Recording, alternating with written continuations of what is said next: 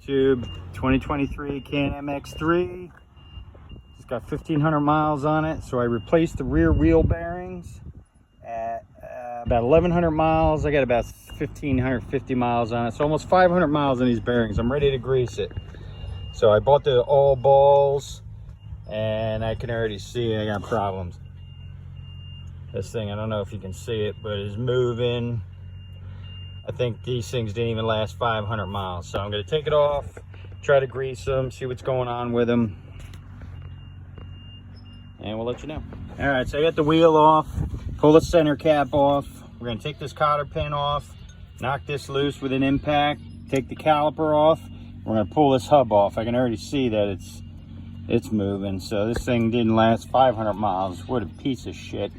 That pisses me off, but all right, we're gonna take it all apart. So anytime you're taking the axle nut off, right, and you're gonna use an impact like this, and by the way, shout out to the guys at Ingersoll Rand. This is a W7000 impact. I've had it for a few years. This thing kicks butt. Just knocks everything loose that I need, and it's cordless, 20 volt, pretty good. But when you're knocking it loose, right, you shouldn't just bang on it because it actually hurts all your drive line up there. So what I do is I put a couple of lug nuts on and a wrench, and what I'll do is I'll hold it here down while I smack it off. So use a 15 millimeter to get the brake calipers off. There's one bolt up top, one bolt down the bottom. This one's hard to get a ratchet on, so you might want to use a ratchet wrench. Okay, after you get the bolts out, you can slide the caliper up and out of the way, place it up over there. You might want to zip tie it so you don't bust up the brake line. And on the backs of the Can-Am MX-3, let me see if I can get under, you got to take off the scraper. It's that thing right there, because it hits the rotor, so you can't get them off. So take these two bolts right off right there. So I removed the rock guard there, the mud scraper. It was the four, sorry, I said before, it's the 4 bolts that go right up in there. Take those out. You can slide the hub right out. That's what it looks like. And I don't know how you tell whether this thing's good or not, but still got a lot of grease in it. It's not like it doesn't have any grease. I'm gonna try to pull one of the races out and see what I can do, and then you slide your grease fitting over there, and I'll show you how to do that. So here's the grease fitting tool. This one's by Tusk. It has 1 O-ring on it. I've seen some with 2. Basically, you slide it over, you grease it up real good, and it'll go inside the race. You kind of walk it all the way in. I can't do it while I'm filming. And you get this seated all the way in there, and then you start pumping grease in. All right, got the grease fitting tool all the way in. It's mounted. Now I'm gonna pump it up with grease, see what happens. Another thing, I think if you're doing a lot of grease, I think you ought to invest in one of these tools that have the locking thing. Most of them you can buy for like $3-4 off of Amazon or Temu or something. They're really good. They lock. They got little jaws in there that open and close and lock on the Zerk. And when you got to reach in a far place, it works pretty good. So I found this to be something really good. You can see how that moves. So I'd invest in one of these instead of just the push-ons. They seem to work better. So I got the grease fitting on. I'm pumping it full of grease, 3-4 pumps. I see a little grease coming out that side. I'll give it a couple more and see what happens. So I removed the piece. You can see there's a lot of grease in there. I can see it when I push on it, so it definitely got into races. This is a double row ball tapered rollers. They're supposed to be better, but they didn't last any longer than the originals. Probably not even gonna last as long. So a little disappointed, but I filled them up with grease, and I'm gonna give them a run, see what happens. So just put everything back the same way. Take your spindle, put it back in, and put a little grease around the OD, slide it in, and tighten everything up. I got the spindle back in. I'm gonna put the nut. Make sure you put this on the right way. This is a tapered washer. You can see it's cupped. So you want it to go in this way, so it'll spring in. So I don't know how to describe it, but I think you can see it's cupped on that inside, and that's supposed to go towards the spindle. So when you lock it down with a nut, it uses spring action to keep it tight. So we're going to tighten it up, same thing as before. I'm going to put a wrench across here, use my impact, and you know, line up the holes. So I use my wrench across the 2 nuts like I did before, torque this up, got the hole lined up.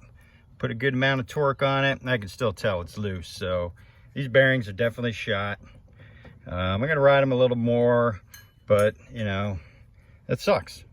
Buy a set of bearings, put them in, you think they're better. I paid a lot of money for them and they didn't last for shit. So not even 500 miles, so 490 something miles, I think. So getting it all back together, put the cotter pin in, got this torqued up. I'm gonna put these on for the brake calipers. We're gonna put a little bit of Loctite on them, so I gotta go get that. And I got the mud scraper on under there. I don't know if you can see that. Back on there, the 4 bolts back in there. So we're ready to put it back together. So I got it all back together and it's, you know, it's no good. This is bad. So it's always a good idea, by the way, to rotate your tires. I do my backs to front and then I cross my fronts to the back. You know, kind of like a rear wheel drive car. I don't do the X like somebody else does because I want them to change sides because my outsides get worn out pretty good on these. So we're gonna go front to back or back to front. So I'll take this wheel, put it up there on that, and then put that one back on the back wheel, and the one on the passenger front will come here. So it's a good idea to do that, but very disappointed. So 500 miles on all balls, rear bearings, is a pain in the butt. I bought the right press and everything, and I'll show you the press tool, and these things didn't even last 500 miles. So let's take another look at the front. So fronts needed to be greased, but 1500, 1600 on this rig, fronts are solid. So that works pretty good. So I'll check the other side and report out, but the fronts are still good. They still got the stock regular ball bearings in there. I'm gonna grease them up, same as I did the back, and go from there. So there's a tire off the front. So front's the same as the back. So almost the same, but a little bit easier. So basically you're gonna take this off, take your nut off, take your cotter pin out, take your brake caliper out, you know, leave it up here. There's no scraper on the front, so that's easy. Pull it out, insert the grease thing in there, and basically it's the same. I'm not even gonna show it. So here's the front all off, and you know, there was no play in there. Grease is all good in there. I'm gonna stick the grease tool in there and give it a couple squirts anyway. Same as the rear, just push the grease tool in. Make sure your O-ring's good. Every now and then I bust my O-ring on it, but I bought some spares. So I push that in and grease it up. Give it a few pumps. Same thing on the front. Make sure you get this beveled washer right. You can see where the nut just rides here, but this is like beveled. Here it's like a spring nut, so you put that face down and crank it up. So I put the nut on the cotter pin, and I'm gonna start reinstalling the caliper. Make sure you put just a teeny bit of Loctite on there. Clean them off and put a little bit of Loctite on the brake calipers. All back together, put the tire on and center cap and ready to go. And this thing was solid. So 1500 miles on the front with the stock bearings, no problem. Back ones, the stockers went 1,000 miles and they were really whooped.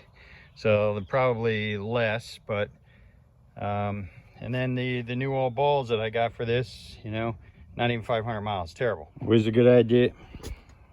It's always a good idea to put a little grease in your lugs on the faces here and the threads so they don't get all messed up before you put them back on. There it is, all back together. There's absolutely no play in this front wheel. Nothing. So I don't know. I don't know what to think about those other bearings I bought, but we're gonna have to do something new for the rear. Moment of truth. So the other back one. So let's see how good it is. That's terrible. That thing is moving. I don't know if you can see it. That thing's moving a good ½ inch side to side. God damn it. So both of my rear bearings are blown. So I guess I don't think it was anything I did. Put them together or grease them. Maybe I did the same thing on both sides, but very disappointed. It's always a good idea to use a good torque wrench. I torque mine to 90. I think that's what the manual says. It's probably close, but you shouldn't rely on an impact to torque your wheels. So there you have it, Can-Am X3 all back together. So 1500 miles. I still love this thing, even though I'm having nothing but problems with the rear bearings. All balls bearings suck. They didn't do any better than the stockers. So 1500 miles, front bearing's still good, rear bearing shot. Second, so this will be my third set. See ya. So this is what I use. I bought this kit, this press kit to put the bearings in. I forget the company's name, but beautiful piece. And I use it on my press. So I got a press over there, shop press, really easy. So I think they went in okay. Just again, very disappointing. Only lasted 500 miles. Not even.